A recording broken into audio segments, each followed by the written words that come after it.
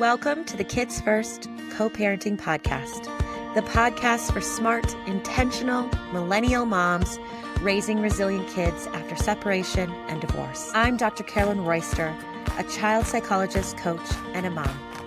After thousands of therapy hours with kids caught in the middle of high-conflict households, I'm here to help moms like you do it differently. From peaceful co-parenting to total chaos, I've got you. Here we talk boundaries, regulation, and how to raise a great kid, even if your ex is beyond difficult. We blend science with real life, and as always, keep the focus where it matters, on raising great kids. This is Kids First Co-Parenting. Welcome to this episode of the Kids First Co-Parenting Podcast. I'm Dr. Karalynn Royster, and I am so happy that you are here. Today we're talking about what to say when your child is confused by two stories.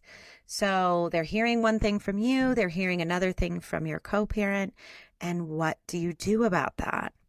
When your kid comes back and repeats something really confusing or just wrong, that's not what happened, that your ex told them, it can feel really sticky and it can be really hard to stay neutral and also be a challenging decision about whether or not you set the record straight. In this episode, you're going to learn exactly how to respond in a way that really focuses, like we always do, on putting your kids and their emotional well-being first and their mental health first without escalating the conflict.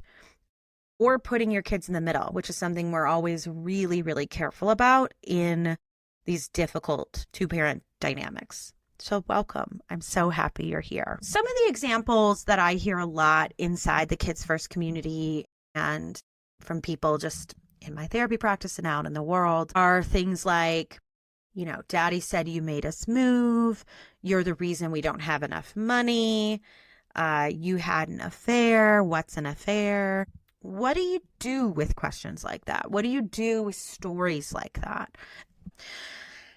What I want you to think about is a couple of things. So your child is confused. That's why they're bringing it to you. And some of the things that are important to really highlight here is that it is actually a really good thing that your kiddo is bringing this question to you. It means they trust you enough to ask a difficult question. And by that, I mean, they trust enough that you're going to not freak out, shame them, get mad at them, be really sad. So you've done a really good job by just laying the foundation for your child to come to you and ask a question like this. That's an important piece. And I don't want you to lose sight of that because it can sometimes feel like, of course they would ask me that. Or like, what? I just asked if you wanted chicken nuggets and now you're asking me about our finances or why we moved or why you moved schools. It can be really overwhelming. That's what I want you to kind of hang on to, is that out of all of the people in their world, likely your ex included, they have elected to ask you this difficult question rather than someone else. So that still doesn't really help with how do you respond? And that's the piece that we're going to talk about today. Are you supposed to correct them? Do you defend yourself? Do you stay quiet? We're not supposed to talk badly about them. What if my answering the question can only be done by saying something negative about my co-parent and I'm not supposed to do that? And then what do I do, Dr. Royster? Today's episode, we're going to talk a little bit about the mindset, the language to use, and just kind of a framework in the way that you respond to these questions without putting your kids in the middle. All right. So number one, main takeaway here is that your kiddo is not trying to hurt you. They're not trying to accuse you of anything. They inadvertently, your ex may be accusing you of something, but they're not trying to hurt you. The child is not trying to hurt you. They don't know all the emotional baggage that comes with a question like, I heard that you spend all our child support money on expensive purses for yourself instead of food for us, which is ridiculous. So, it's not a personal attack on you. your child does not think you are irresponsible with money. Your ex might think that, and thus that's where this question's kind of coming from. But I need you to really focus and remember that your child is just trying to figure out what's happening in their world with their really important people, both you and your co-parent. They want to understand the dynamic, and that is why they're asking the question. So you aren't necessarily trying to get them to pick a side, to see your perspective. You're not really, you're focused on clarity, not confrontation. Then point number 2, I want you to think about how and in what ways you correct the story. At times, correcting the story can really backfire. So if you're saying something like, that's not true, or your dad lied about that, that may be the case. That could very well be what is happening.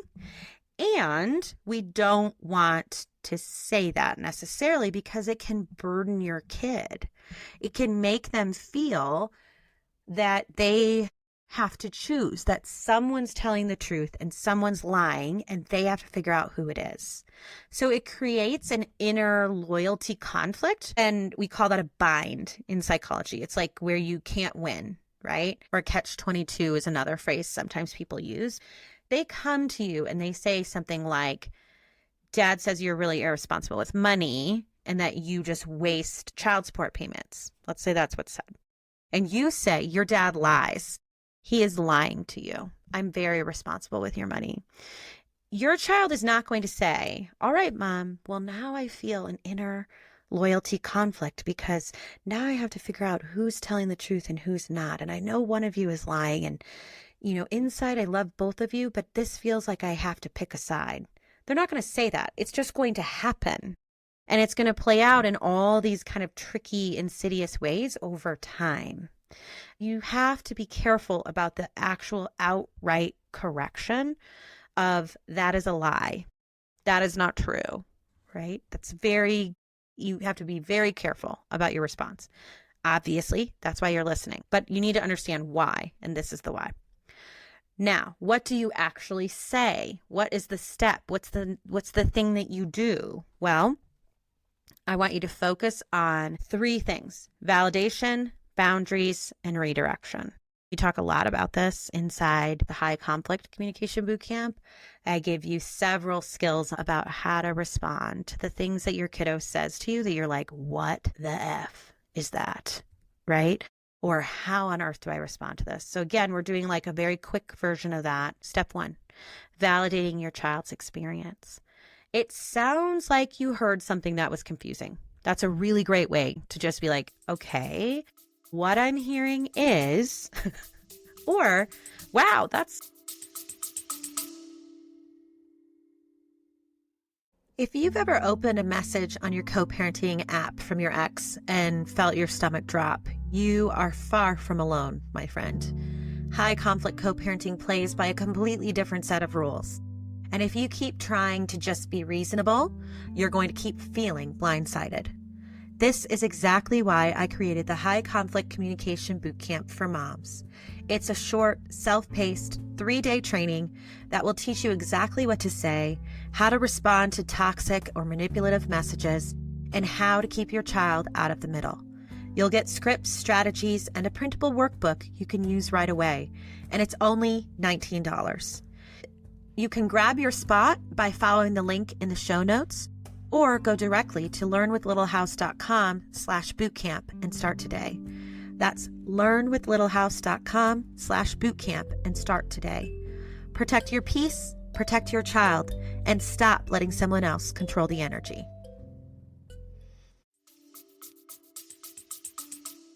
That's a lot for a kid your age to be thinking about. Wow. A lot of 8-year-olds aren't worried about money. It's interesting you're thinking about that. It's not a judgment. That's a validation. That's you saying, okay, I'm hearing that your little brain is going on something, and I'm grateful you brought it to me, and I want to support you. Am I hearing you correctly? Is a really beautiful way to validate someone, adult or child. Step 2, shift it towards what your child needs in that moment. What do they need? What I care most about is what you're feeling. in the situation. That's what you're saying to your child. You are saying things like, you can always ask me questions and I'll do my best to answer them authentically and help you feel safe and help you understand what is appropriate for you to understand. And the boundaries piece and the redirection is how you protect them without over explaining. So things like, that's a really grown-up conversation. I will always do my best to make sure that we take care of you, right?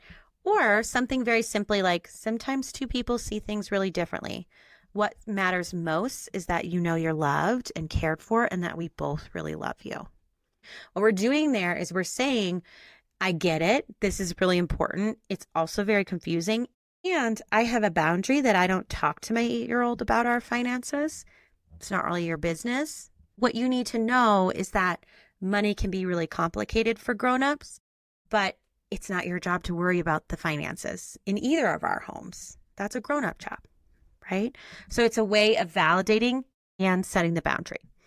What not to say, the things I want you to avoid saying are things like, that's not true, your dad is lying, he's just making shit up, don't listen to him, you'll understand when you get older, I'll tell you when you're 18. That's a really classic one that I hear. Or whenever the parenting plan says that you can now talk badly about each other. It doesn't really make sense to me, but there's a difference between saying and acknowledging like you are a child and children don't need to worry about things like that. And I'll tell you when you're older. The reason that's so toxic is that you are saying essentially to your child, there is a big thing here.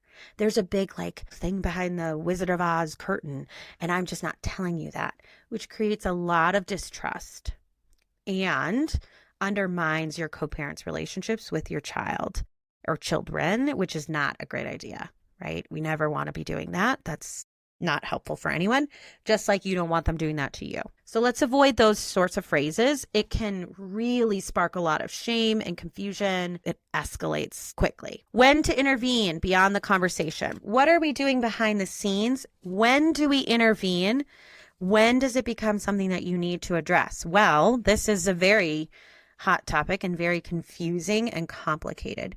What you say to your child may be very different than what you say to your attorney, to your friends, to your co-parenting coach. What people are talking to me about inside Kids First is obviously different than what they're going to say to their kids at home. And sometimes the response you're going to give is appropriate and safe and holds your child's emotional security in mind. And on the back end and on the outside or later that night, you're documenting this in a really intense way. And you're thinking about, how do I change our parenting plan, or how do I respond to my co-parent to make sure that this doesn't continue? This is becoming a pattern. It's really toxic. It's really hurting our child. These are harder level skills that you need more support with. You need to be able to talk through. But at minimum, you need to be documenting and speaking with your attorney and or your co-parenting coach or inside of our community, things like that, where you can get the support about how to respond. But what is not okay is to say to your child something like, tell your dad to stop talking to you about that, or that's inappropriate. He shouldn't be saying anything like that to you. And you tell him next time that he's going to have consequences, or I'm going to take him to court if he keeps this up. Obviously, none of you would do that, I hope. You might be thinking that in your head, but you're not going to say that to your child. Now, if you have more of a collaborative dynamic, it may be worthwhile to send your co-parent a message that says something like, hey, kiddo's been asking a lot of questions about finance. I know that you are not talking about this to them, or I know you're working really hard on not talking about it, but I just want you to be aware this is coming up. Here's what I said. If you want to use this response, you can.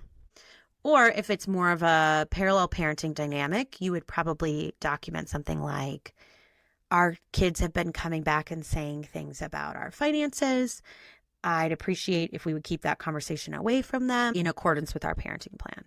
Right? So there's a lot of ways you can handle it. What you should be doing is documenting it yourself, and then also documenting an effort, certainly in the early stages of co-parenting to be resolving the conflict with your co-parent.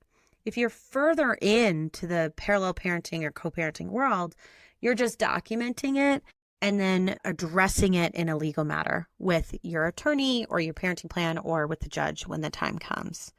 It depends kind of where you're at, but if you're in a better spot, you're able to bring that to them and say like, look, I know you're not meaning to do this, or I know you actually don't feel this way, but this is what the kiddo is saying. Those are all responses that you could use. If it's parallel parenting, you're going to just be documenting a lot. If you're feeling like you know that this is happening, but you freeze up when your kiddo asks you a question like this, or you're really invested in like, I need them to know my side of things, that's pretty common. I hear that a lot. Inside our high conflict communication boot camp, which is just $19. I spent more on coffee this week than that. I give you the exact tools and scripts to use when they're kind of stuck between stories and a framework for how you can respond. You can really feel a little bit less lost. It's a starting place for you. That's the goal. If you need the link to that, it will be below in the show notes. You get all 3 lessons spread across 3 days, automatically sent to you, but you can start it immediately. So if listening to this, you're like, I need support on how to respond, that's very common, which is why we created this quick and easy and very affordable way that you can get started with feeling like you really understand how to respond in this situation, because it can be quite tricky. And nobody wants to make things worse for your kid, above all, and we don't want to add to the conflict that's already present. Please remember, kids don't always need to know the whole truth. They need emotional safety from you. They need that soft place to land, and that just by way of them asking you these hard questions, you're doing something right. So good job on that. You don't always have to defend yourself to be a good mom. And you just have to lead with that steady, sturdy presence. I'm so happy you're here. As always, if you found something useful out of this episode, please share it. Leave us a review. If you have specific questions that you'd like me to answer on future episodes, share them with me. I'm so grateful you're here. I'll see you next time on the Kids First Co-Parenting Pod.